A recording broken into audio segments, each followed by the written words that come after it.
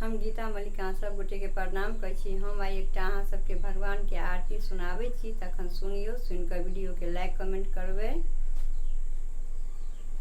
आरती उतारू भगवान के, वीर हनुमान के, शंकर भगवान के नाम। आरती उतारू भगवान के, वीर हनुमान के, शंकर भगवान के नाम। सोना के झाड़ी गंगा जल पानी, सोना के झाड़ी गंगा जल पानी, चरण पखारू भगवान के, वीर हनुमान के, शंकर भगवान के नाम।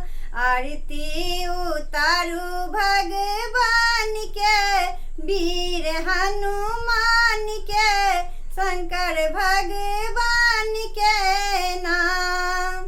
सोना के थारी में छप्पन व्यंजन, सोना के थारी में छप्पन व्यंजन, भोग लगाऊ भगवान के, वीर हनुमान के, शंकर भगवान के नाम।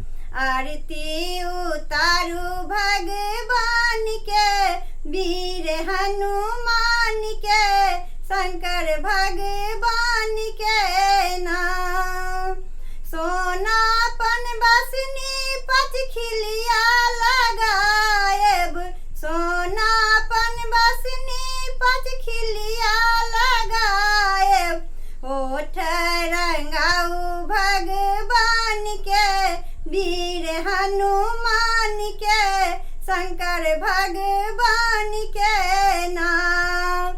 आरती उतारू भगवान के, वीर हनुमान के, शंकर भगवान के नाम।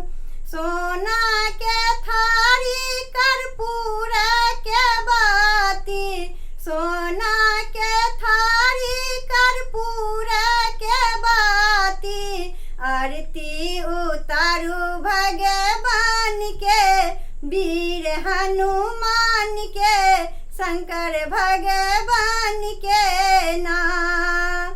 आरती उतारू भगवान के, वीर हनुमान के, शंकर भगवान के नाम।